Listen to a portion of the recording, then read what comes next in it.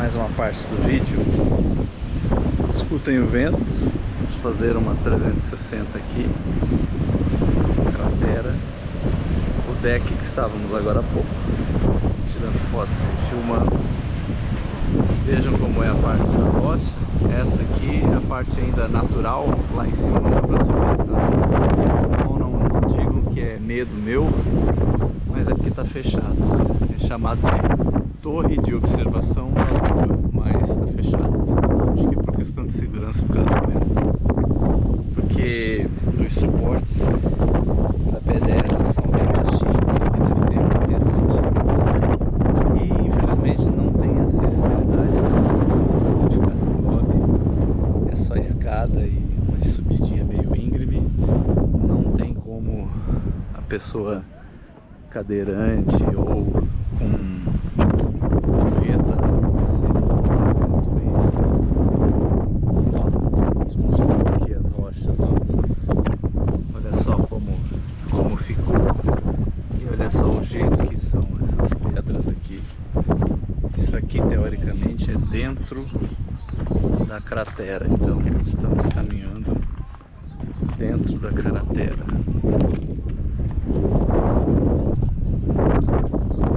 Subir um pouco aqui só para poder mostrar para todo mundo como é.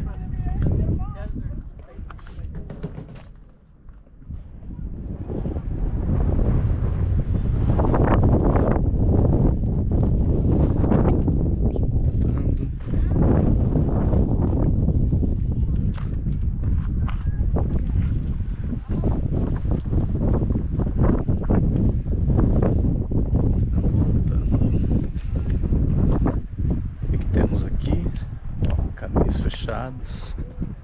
Aqui dá para subir. Dá para filmar. Na verdade esse prédio é bem grande. Percebam como ele fica pequeno diante da imensidão deste buraco. Que cabe, gente. Isso aqui vamos ver na parte de curiosidades e trivia. Quantos campos de futebol, quantos litros, vamos ver o tamanho disso, metros cúbicos, pra gente ter uma ideia do tamanho aqui. Subindo o primeiro grau de observação, e é aqui, ó, como vocês podem ver, telescópio lunar fechado, cadeado. E aqui, pena que a GoPro não vai poder filmar só os nossos, mas isso está funcionando sim. Funcionando, mas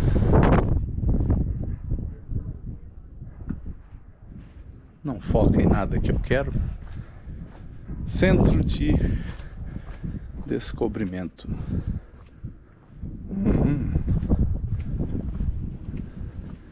Aqui é a estrutura que fizeram de turismo, os banquinhos e o nosso retorno. A parte interna da cratera, você vê que as portas americanas são pesadas e mesmo assim ela está balançando. E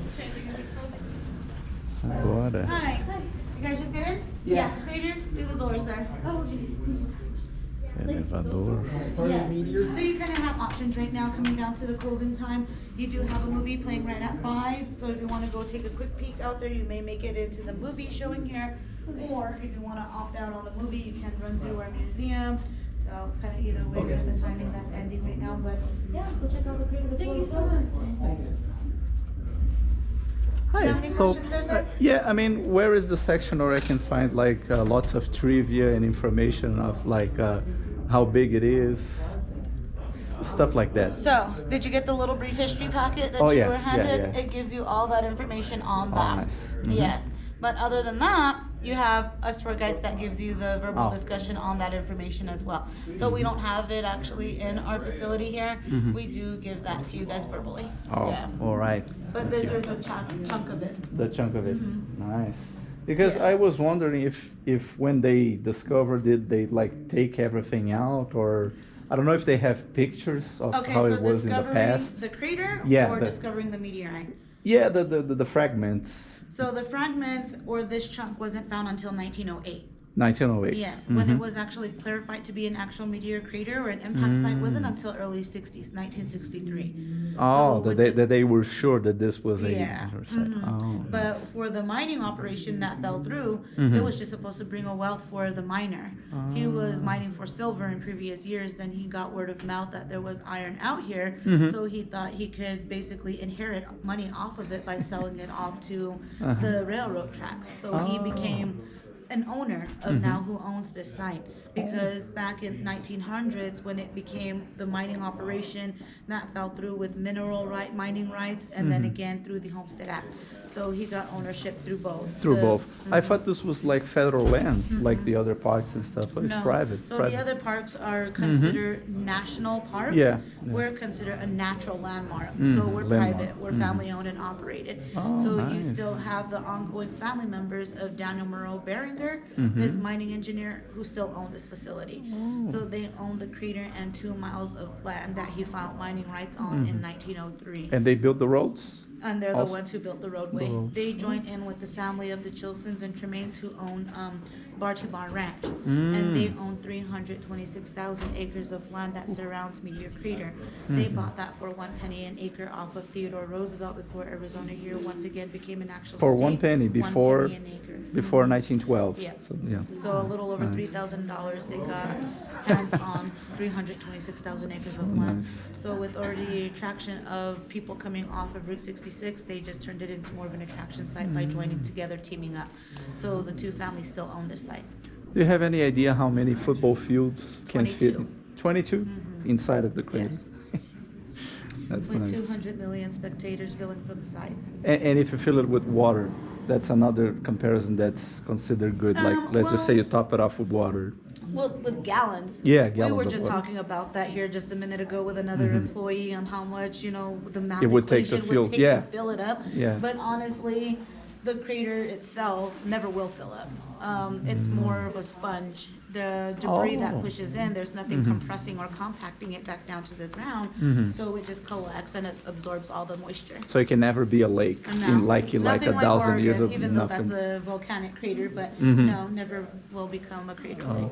Do you guys get like any rain during the year? We get a little bit of precipitation. And We you don't get- have anything like standing, even if it's a heavy rain, like for 1 day or 2? No. No. So it can only, it interesting. only breaks off and on. So calculate it within the past 10 years, we've only averaged within 8 to 9 inches of moisture every year, so that's really It's nothing not a at lot, all. yeah, it's not. Within the past 2 years now, we did average within that, the 8 to 9 inches, because we had a good monsoon season, had a good winter season, so it brought a lot of that moisture out here to open up back our little off springs, the little streams out here, the washes that haven't been, had moisture in years, those are actually still flowing right now. Oh, But yeah, with what we get is wind. yes, That's wind, our yeah. main thing that we get out here. Yeah, I saw. I was just holding strong because the wind was almost like shaking the camera and almost falling off. Yeah, highest I've seen it topped up to was 112 before. 112. With wind speeds, yeah. We can sustain average within like 5 to 10 minutes of holding within 80, 90 mile wind speeds. Yeah, so it gets pretty forceful. Hurricane gust winds is what we see out here. So everything here is built to sustain like Yeah. 100 miles on gust winds. So this is the original building since 1955. Everything was just kind of Added up on after that. throughout the years. Yeah, as the family grows, gets bigger, they come up with more ideas to build up more with their facility, and So yeah, nice. it still continues here to this day.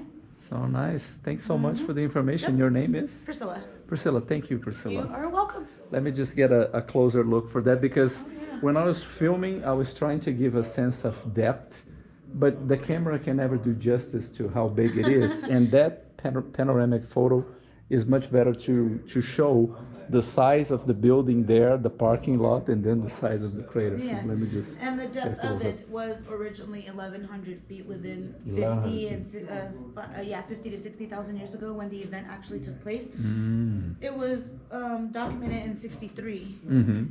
and leveled up by Eugene Shoemaker at 700 feet. 700. And then right now it's 550 feet. Oh, it's changing. been twice as deep. Oh, And that's because of all the wind. It's been pushing in all the debris. All the debris. And then again, it used to be opened up to the public. So from like 55 to 86, they You could go down there. they used to allow the public to like roam around and then go in and out. That's how much the family trusted people back then. But now it's like liability, safety, and then trying to preserve it. There's artifacts outside of the impact site rim, petroglyphs out there that were left by the Native Americans that they don't want people to, To mess around with. and stuff. Yeah, so it's kind of. Yeah, one last restricted question. There's one of the telescopes is focused on an astronaut and then the American flag. Why did the astronauts train here before the Apollo mission? Well, because they actually, in 1963 and 70s, they didn't really clarify, this actually being an what it actual was. crater yet. So they had, after discovering it was a crater, that was the timing as well when they were barely starting to ship people up onto the moon.